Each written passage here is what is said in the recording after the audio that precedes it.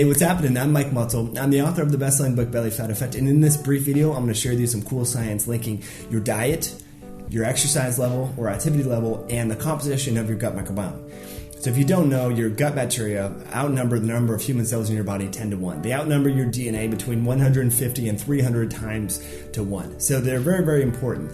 They affect our immune function, they affect our gastrointestinal motility, how much energy we harvest or extract from our foods. They affect so many components of your body. But what's really important is that your activity level and the composition of the foods that you eat, meaning protein to carbohydrate to fat ratio, affects the types of bacteria that you have in their overall diversity. So this is really important. So a study came out in June of this year. It was published in the journal Gut, and the title was Exercise and Associated Dietary Extremes Impact on Gut Microbial Diversity. So let me just break this down to you. They took 40 rugby players, okay, these were Irish rugby players, and they compared the bacterial DNA in the stools of those rugby players to two different control groups. One control group was a lean control group. They had a low body mass index. The other control group had a high body mass index. They had a body fat percentage of about 33. So these were overweight individuals. And so what they did was compare the stool, and they looked at the diet and try to correlate and make some correlations there. So what's really interesting, these rugby players ate a diet that was really rich in calories, 5,000 calories a day. They were eating on average over 300 grams of protein per day, and on average over 500 grams of carbohydrates per day. But they're very, very active. Now, compare that to the sedentary lean individuals and the sedentary overweight individuals. Though the proportions of macronutrients were totally different. Both of these control groups, if you will, the lean and the overweight, consumed a lot more carbohydrates to protein compared to the rugby players. Okay, I'm going to explain the significance of this shortly. But they also consumed a lot less calories. Now, we've been told before, and I wrote about this in the book Belly Fat Effect, that the more calories you have, the more changes you get in your gut bacteria. But it's actually a little bit more complicated than that based upon this new research. So check this out. Now, before I tell you the results, you need to understand something that's really important. Bacterial diversity is a big deal. The more diverse an ecosystem is, the better it is. And that same saying holds true for your gut bacteria.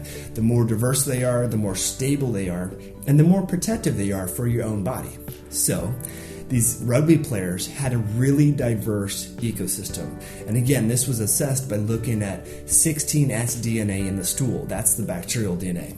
So let me break down some numbers. I don't have all these memorized for you, but they looked at bacterial phyla, bacteria families, and genre. So here's the rugby players. They had 22 different phyla of bacteria, 68 different families, and 133 genre. Which I know you're like, okay, well, what does that mean? Well, let's compare that to the lean control group. So again, this is the lean group that is sedentary.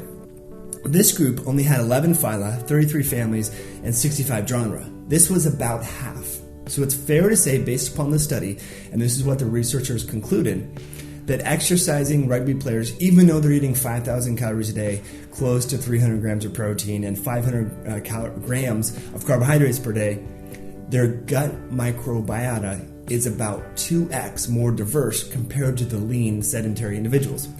Now let's compare the gut microbiota of the rugby players to the overweight sedentary individuals. Check this out.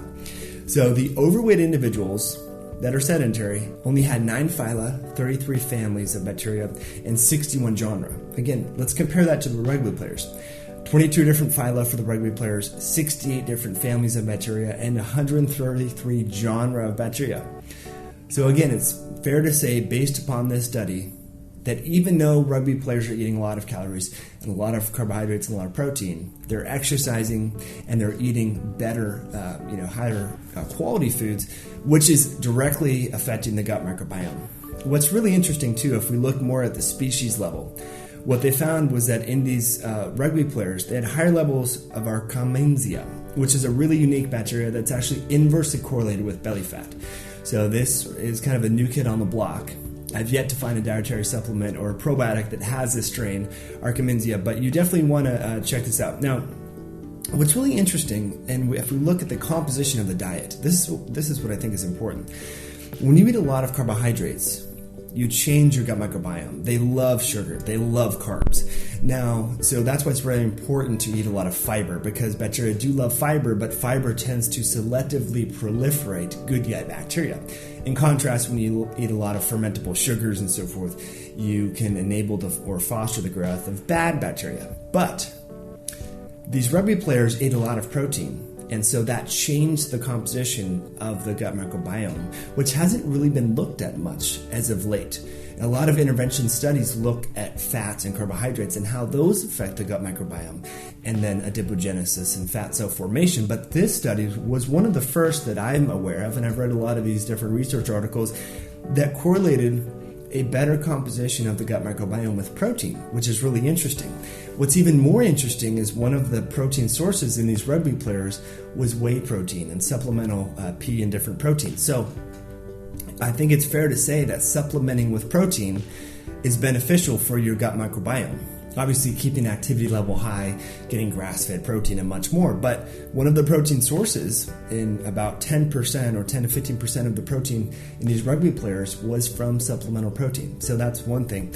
But also, what the researchers have shown in this study and others is that when you eat a lot of carbohydrates, you actually increase the glycan metabolism, which is the sugar-degrading or carbohydrate-degrading enzymes in bacteria, and that in turn changes the composition. So if you eat a lot of carbs, you're going to change the glycan metabolism of your gut microbiome, which can affect your body composition and blood sugar. So take home messages here, I think you probably understand. Eat high quality good protein, don't count calories, but get out there and be very physically active. I think that's really important here. And although this study didn't directly correlate physical activity with changes in the gut microbiome, definitively we do know that they looked at creatine kinase, which is a biomarker of exercise and so forth, and movement and skeletal muscle mass. And so higher levels of creatine kinase was directly correlated with increased bacterial diversity. So more muscle mass may be protective. Now that's really important stuff. So hope you enjoy this. If you want to learn more about belly fat and gut bacteria and metabolism, head on over to bellyfateffect.com. You can opt in for my free video series and ebook. So hope you enjoyed.